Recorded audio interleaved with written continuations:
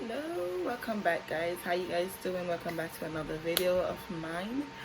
um as you can see below, I'm be talking about motherhood tonight. First, I want to say thank you guys for always subscribing. Thank you for the comments.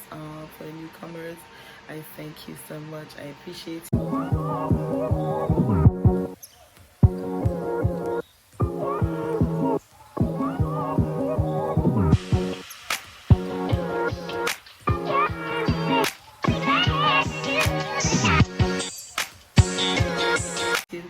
Continue to subscribe, continue to share, and just feel free to comment, and let me know what you think. If you hear the fan in the background, that nice, it's hot, so I have to turn the fan up a little bit. But yeah, thank you, or welcome back to another video. But anyways, I wanted to talk to you guys, or just talk about motherhood. For whatever reason, I was going to work one evening and it came to me, and I said, okay, I needed to talk about it. So let's get into it. So motherhood, right? First of all, for me, from personal experience, I can say it is a job worthwhile. It takes patience, it takes endurance, it takes um, everything you can think of. This it's gonna take everything within you, as a mother, right? So the first thing I want to say, for me personally and from my experience, I I had my first child when I was 17, and if you know anything about having child, or you don't want to have, I would say your child that young, because it is so much. So the first thing I want to talk about is waiting, right? Why would I recommend you to wait? One, taking on motherhood journey is like, it's a lot of responsibility.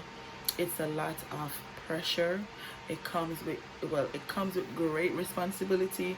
It comes with a lot of pressure. And so you have to pretty much not focusing no more on you, but on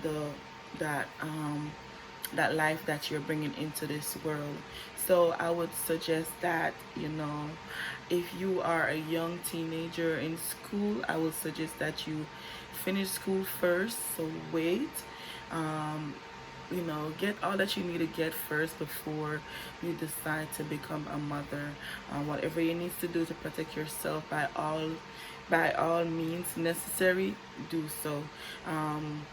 If you should ask me, when is the right age to have a child, I would say when you are mature enough, mentally, physically, emotionally. There is no book that I can say, okay, then this is the right age to say have your first child, but definitely not 16, not 17, not 15, not below that. Because you want to be able to give that child everything, especially if you didn't get it as a child growing up. So I would say wait for that right time. The next thing I would say, basically, for me, having my child at 17, it was rough. Not that I was struggling, like physically, like to take care of her, because she had all that she needed and more.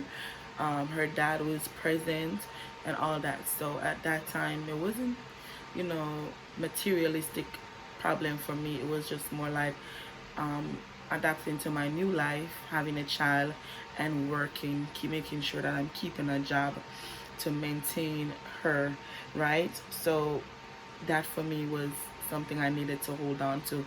The next thing I'll talk about is the significant other.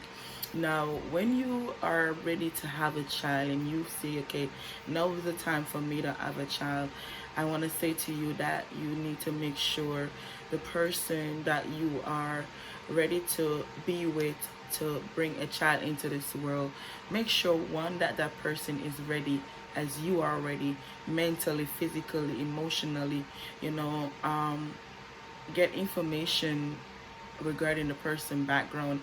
Yes, sometimes we date people and we don't take the time out to know them because we let our heart take control instead of our mind. So we don't think with our mind, we start to think with our heart, and we fell so deep in love, and so we don't realize who we're dealing with until after boom, we get pregnant. So ladies, young girls, if you're watching, I want to say, be careful, think about it, process it. Yes, we love our significant other, we want to be with this person. They buy us roses, they do the most things in the first part of the relationship, and they go all out for you.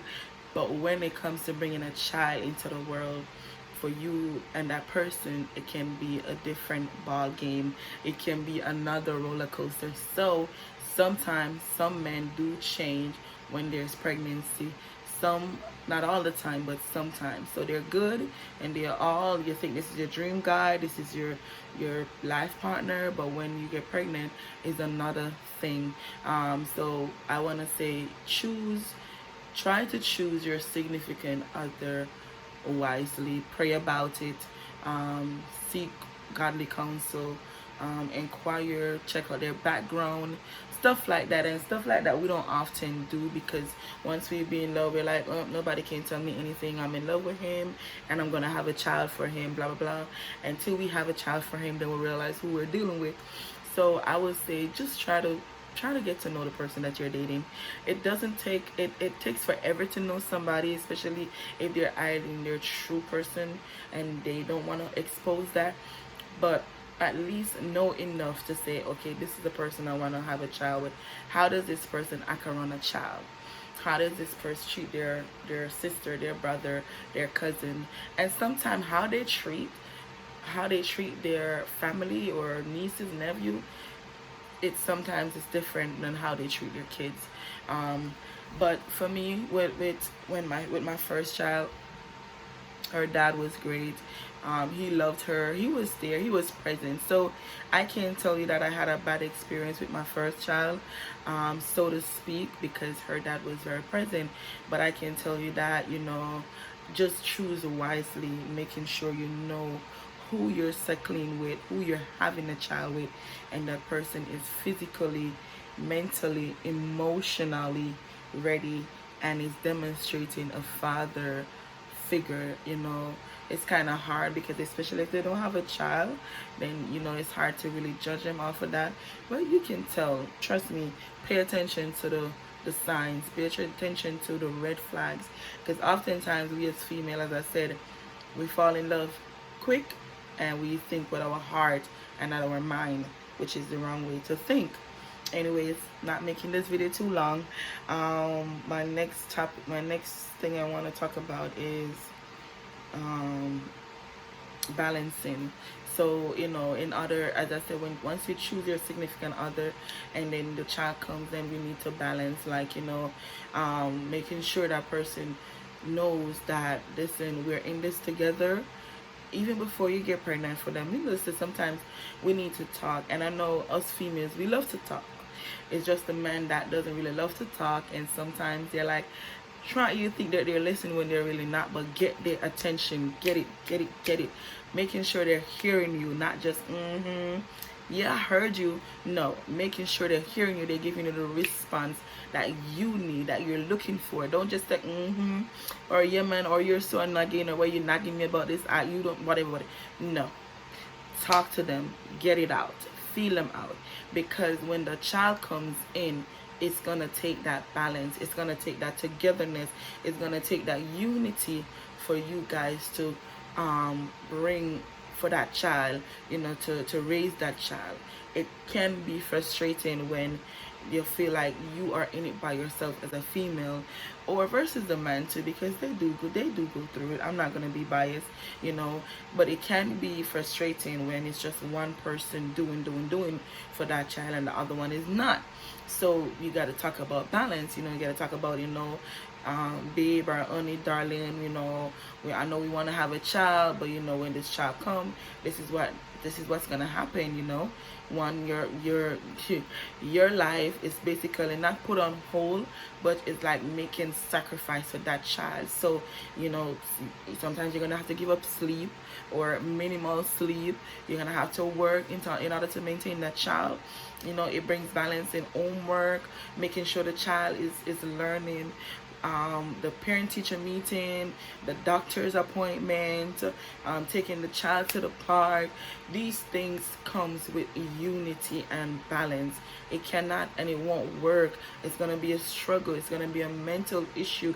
It's gonna come in when it feels like it's just one person carrying the load, or just me, and the other person is just not playing their part, even though they're present, especially when they're present. So you want to talk about balance in the relationship, balance when it comes to the child. You make sure you lay those things out. You guys are on the same page. Of course, we do have people that lie. We do have people that, you know, they will say stuff because some of them, well, men, we're speaking about the men, they want the child.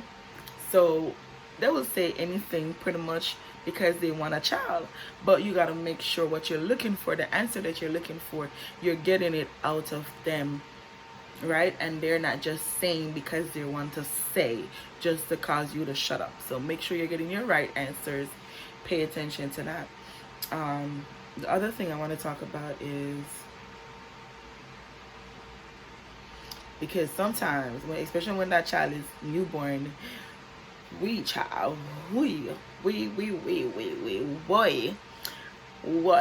you lose sleep. Lord Jesus, you lose sleep. And that's why I said, you know, it's best to wait before you have a child, especially young teenagers. If you're out there, and, you know, just protect yourself. You just turned 18. Trust me, you really don't ready for a child yet. Be honest. I'm just being real, because the struggle is real. Like losing sleep, the baby crying, you know, the afterbirth, after delivery, all that stuff. And especially if the guy is not willing to make the sacrifices it's gonna be hard. So choose wisely. The other thing I want to talk about is girl versus boys. So this is where, like, you have your child already. Okay, for me, I can talk about that because I have boys, and I have one boy, and I have 3 girls. So I can say who is the hardest to deal with. My son is pretty young right now, so I can't really give a good advice on that. But I can say, from where I'm at right now, the girls is a bit challenging because, especially when they make up in their mind to just be rude, bad per se, they can do that. And especially when you see yourself in them, it's like the things that they're doing it gives you a reflection of what you used to do and how your mother used to talk to you like, Jesus, I'm seeing myself in this child. And you just want to grab them because you're like, I know I used to do that, but I don't want you to do that. I want you to do better. So, and like for my son, he is just full of energy. He is full of energy to where it's not even making sense. So the boys, I would say, if I have to choose all over again, I think I would want the opposite. I would want 3 boys and 1 girl. No, because seriously, like, the girls, they bring home, the boys, they go out. So I wouldn't have to deal with anything, you know. Thank God, luckily, well, not luckily, but thank God, my first child, she's about to be 18. She's still in school, to God be the glory. She's trying to do her best, you know. I give her credit for that. It wasn't an easy journey. It's not easy even now. And then the second one is coming up. It's also a girl, so it's a challenge. It's a constant challenge. Sometimes I just want to, like, scream. I'm like, oh my God, like, God help me, Jesus.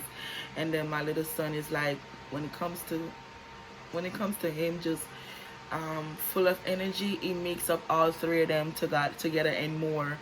He just full of energy all over the place.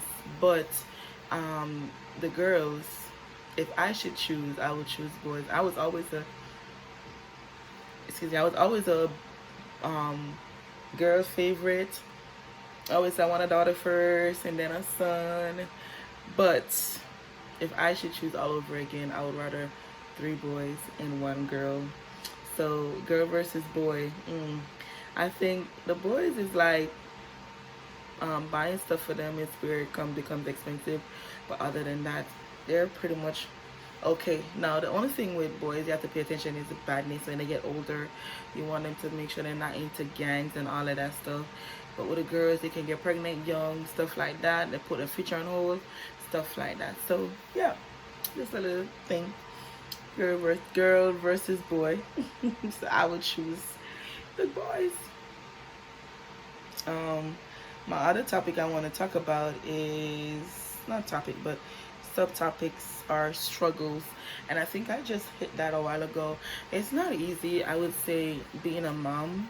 And as for me, as I said earlier in the video, I got pregnant when I was 16. I had my first child when I was 17. Didn't finish high school at the moment, so it was rough growing up, having her that young. It was rough. I started my first job at 17 years old, and I'm still working up until that day, up until now. I have lived to see, I have passed the worst in terms of the things that I go through. And you know, sometimes you don't share it with everybody, but you go through stuff, and I've been through it, you know. But I always try to give my kids them the best. Like, I always try to go the extra mile for them. Really, I hardly try to depend on anyone when it comes to them. But the struggles, like mentally, if you don't have that that help around you, that community around you, you can have a nervous breakdown. If you don't have that strong back, like that man, that the father figure, the father there, and he's playing his part, it can be so rough, you know. There are moments when I just stay in my car and I will just cry. There are moments when I just wanted to just close my ears to the noise around me. You know, I love my kids, don't get me wrong, I love them to death. I love all my kids, and I don't rather none than the other. I love all my kids. They're all of my blessing, and I appreciate them. I appreciate God for giving them to me, and I just want to continue to be the best mom I can be to them. But it is not easy, and there is no real book out there to say, okay, this is what you need to do when you become a mother, because every mother goes through different stuff. So there is nothing that, other than God giving you, don't pour in you wisdom. There is no book to tell you how to be a mother, really and truly, because my mother was a mother, and her mother was a mother, and I know 3 generations down, we all go through our different stuff. We all face different struggles and trials. So it's a struggle. So it's best to wait till you get out of school before you get pregnant, and just making sure that you have that significant other, instead of making sure that person is a balance. Yeah, so I said making sure the balance is there. The person that you're choosing is ready to have a child just as you are ready, not just saying that they're ready, but can prove that they're really ready. The last thing I'm talking about before I wrap up this video is prayer. Can I tell you, nothing beats prayer, as my pastor would always say. Nothing beats prayer, but prayer beats everything. You know, you cannot survive without praying. You cannot make it without praying. I kid you not, anybody that is in the live right now and saying they're going through without praying, trust me, they're not telling the truth. You cannot survive. Your foundation must be built on prayer. You need prayer to take you through. God knows how many times I've prayed, and I've just prayed. Not even prayed only, but I prayed over my kids. I cover them. I make sure day and night their name is being called to God each and every day. Twice, 3 times, whenever I get the chance to open my mouth to say a prayer to God, my kids are being called on. Their names are being registered to God, because only prayer alone are able to keep us and to block certain things and to keep our mind stable and focused. So don't forget to implement prayer in your lifestyle, just overall. And not only as a mother, but overall. But just as a mother, I would say pray over your kids, pray over your family. Don't let the enemy come in and destroy them and whatever it is. Pray. So until then, I will catch you next time. I hope these tips help you as a young person contemplating to be a mother. Just wait. I will say wait. So until next time, please like and subscribe, share, tell somebody, tell a friend to tell a friend, and share the video. I appreciate you guys. Until next time, bye.